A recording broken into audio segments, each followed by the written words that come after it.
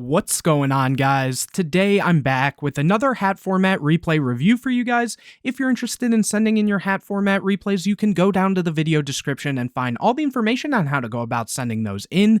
Anyways, the match I have for you today, we have Jacopo 2408, who is going to be on Madolche. I'm not entirely sure if it's a variant, we will have to see, versus V-Star, who is going to be on pure Koa'Ki Meiru. It's a really cool deck, and I always love showing it off whenever I get the chance, so this should be a very good match, and without further ado, let's get straight into it. Here, it looks like V-Star is going to win the rock, paper, scissors, and we'll get to start this one out. Opening hands, we see Forbidden Lance, Max C, Trap Stun, Angeli, and Fiendish Chain. And on the other side, we see Koa'Ki Meiru Knight, Maximus, Tenki, Reckoned Power, and Core Compression, and they will obviously, as I mentioned, get a draw for turn. Getting another copy of Maximus, not really the greatest here, but we will see. Here they are going to start off by activating Tenki and adding a copy of Crusader. From here, they're going to summon Crusader and go to end phase, revealing the Knight for the maintenance cost. So not really the strongest hand.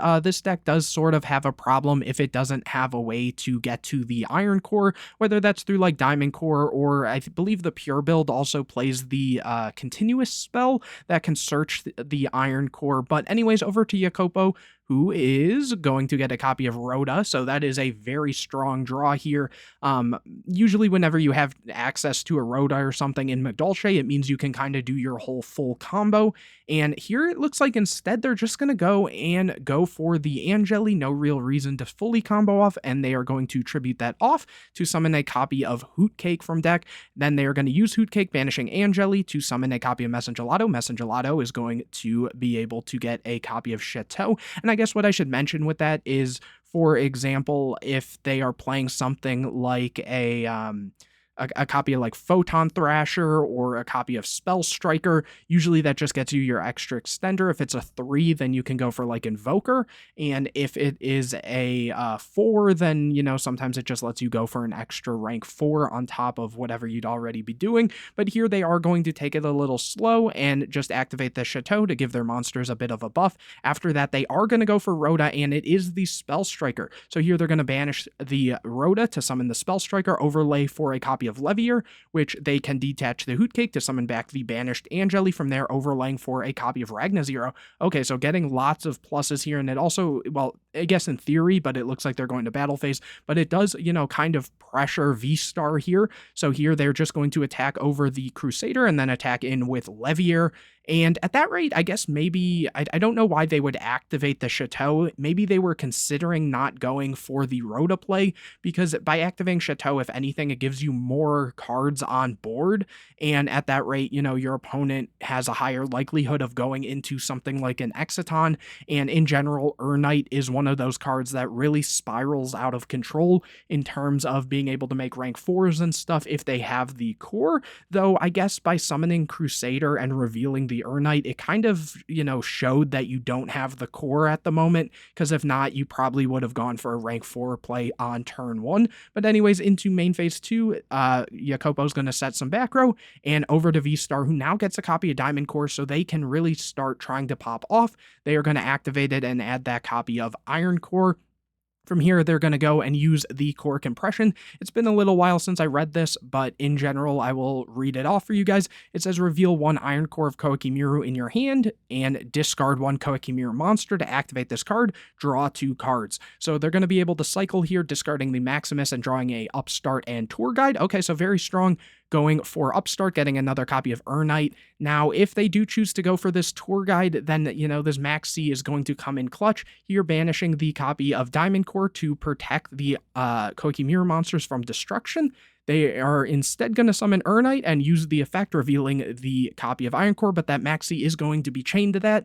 And from here, they are going to summon a copy of Koa'Ki Meiru Ice, and here Jacopo is going to draw into a copy of Bottomless. Actually, you know, it seems like they wanted to be able to get some pluses off the Max C, because realistically, they could have used the Ragna0 to pop the Knight, since obviously it's gaining 100 attack here, and so they would have been able to kind of shut all of this down. Though I guess at that rate, if, V-Star did have something like a Soul Charge, then it could be a bit of a problem. Though at the same time, they do have some like somewhat decent back row. Like they could have realistically stopped this in a lot of ways, given they have Fiendish Chain as well. But anyways, just trying to take advantage of that max C, probably before trying to make a big push or something.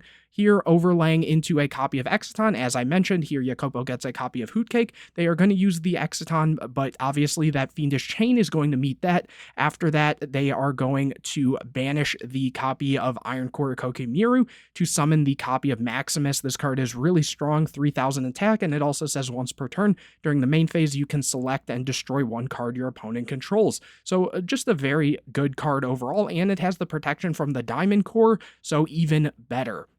From here, they're going to use that to pop the copy of Fiendish Chain, and then use the Exciton again, which is going to blow everything up. And obviously, again, that Maximus is now protected, which is so strong. They're then going to set the copy of Reckon Power sort of as a bluff here. And then over to Jacopo, who gets a copy of DD Crow. Not really the greatest here, but they're going to start by using Hootcake, banishing the Leviair, and going for a copy of Mewtwo, so going for a rank 3 here, going for a copy of Acid Golem, just trying to beat over, or I guess crash into the Maximus to clear it so that they have the Bottomless live to stop any further plays from V-Star. And after that, it's over to V-Star, who gets another copy of Reckon Power. Not really the greatest here. They're going to summon Tour Guide into Tour Guide, which usually goes into Invoker, though here they're just going to go to Battle Phase. Obviously, they don't have the Iron Core, so no reason to really go and do that. Just trying to do damage, and in main phase 2, going for Alucard, which is going to eat the Bottomless. I mean, they knew they had, well, no, actually, they didn't know they had it. It was drawn. So yeah, just trying to, I guess, clear that back row, but it kind of did its job in a sense. And over to Jacopo, who now gets a copy of Angeli, which is a very good top deck. So they're going to summon it, use the effect, getting a copy of Hootcake, and kind of do this whole thing again, using it to banish the copy of Acid Golem, summoning a copy of Messengelato, and adding the Chateau. So they are on 2 Chateau? Yes, they are. And so I guess it's kind of interesting that they went for that instead of something like a ticket, though I guess by getting this, they can at least walk over the Exciton, and if anything, if these get cleared, they'll return to hand, which obviously getting Hootcake in hand is good so that they have more follow-up here. Anyways, activating the Chateau, and then shuffling in all the Madolches that are in Graveyard. So that is something to keep in mind, getting those resources back, and then going to Battle Phase and Messengelato attacking over the Exciton. Obviously, all Madolches are gaining 500 attack and defense because of the Chateau. Attacking in over to V-Star, who now gets a copy of Soul Charge. As I mentioned, that is a very common card, and Jacopo does have this DD Crow, so this might be kind of important here. And let's see how they choose to play this one out. They're going to activate the Soul Charge, getting back the Crusader and Urnite and Ice. And here, Crow is going to banish the Urnite just in case there was that copy of Iron Core, which makes sense. And here, it's also kind of interesting because the Ice is here. Ice has the effect that you can send one card from your hand to the graveyard to destroy one special summon monster on the field.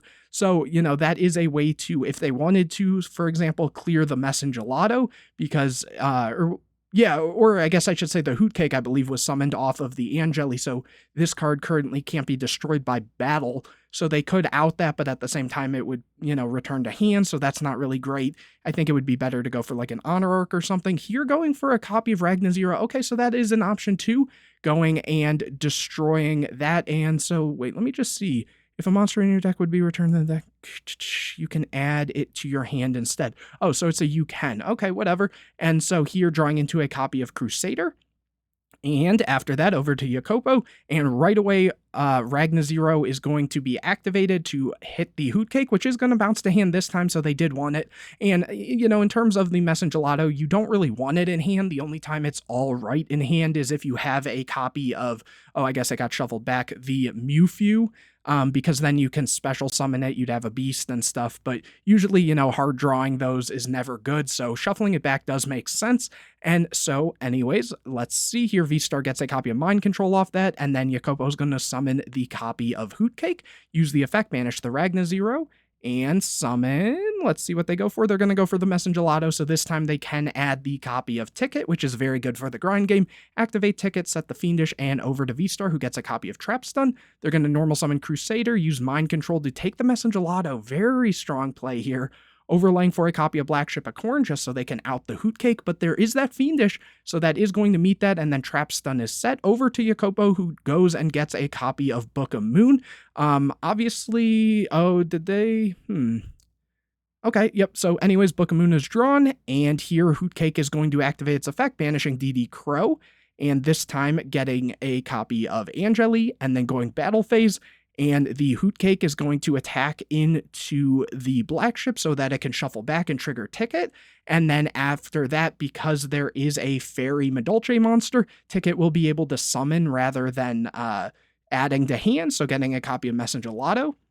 And then Messengelato can crash into the copy of Black Ship, and obviously they're going to choose to return it here, and then main phase 2, they're going to normal summon the Messengelato and go for Tiramisu, which is just an amazing card, non-targeting, shuffle back in, shuffling the copy of Angeli and Messengelato, or, you know, they can if they want to. Obviously, this card, it will allow them to just add it to hand, and they're going to shuffle the back row in, setting the Book of Moon, and over to V-Star. It's kind of crazy how long this Ragna Zero has been on the field. Anyways, they get a copy of Koa'Ki Meiru Drago, and that's going to be enough for, you know, V-Star to just scoop it up. That was kind of a wild game, honestly. Very back and forth, even though it had a bit of a slow start, but it definitely got there. So moving on into game number 2, V-Star will get to start this one out. Opening hands, we see Photon Thrasher, Book of Moon, MST, Fiendish Chain, and Magellin. And on the other side, we see DD Crow, Compression, Tensu, Urnite, and Crusader. So again, unfortunately not finding a core. And here they're going to get a copy of Tenki, so that's at least something. They're going to use Tenki to add Urnite. And after that, they're going to summon the copy of Crusader, reveal the Urnite. So basically the same thing as last time. Over to Jacopo, who gets a copy of DD Crow. They're going to special the Thrasher and go to battle phase. Okay, just running it over the Crusader, summoning the Magellin effect to add a copy of Mewtwo, which is very good, given, you know, they have the Hootcake in hand. So they do have some good follow-up as well. They're going to set 2, go for a copy of Ragna Zero. Interesting that they're holding the MST here, as, you know, in certain situations, obviously the Ragna Zero is going to check a lot, but at the same time, sometimes just setting this in case they go for a Tensu or another Tenki play can be kind of good. They do have the Fiendish and Book of Moon, so I guess between, you know, all the cards they have on board, that is fine. But anyways, V-Star is going to draw into a copy of Koa'Ki Meiru Ice, which is pretty decent in this situation, I want to say. They're going to summon Ice, and they're it looks like Jacopo is going to go for Ragna Zero, but they actually can't do that because this is a Aqua. It's not a you know, Beast or Beast Warrior or whatever. It gains from Beast Warriors, exactly. Okay, but yeah, either way, this is an Aqua, so they're gonna catch that, luckily. And here Ice is gonna discard the Compression to try to pop the Ragna Zero, but that is going to beat the Fiendish Chain. Here Jacopo draws into a copy of Torrential, which they're gonna set and go to battle phase, running over the Ice and back over to V-Star, who I believe got a Crusader there. They're just going to set it. They are not in a good position. Getting another copy of Jacopo, or getting another Hootcake for Jacopo, who is going to summon the Mewtwo, special the Hootcake, overlay for a copy of Alucard, and use the effect to pop the set, go to battle phase, and just attack in with both. You know, Jacopo is in a very commanding position here.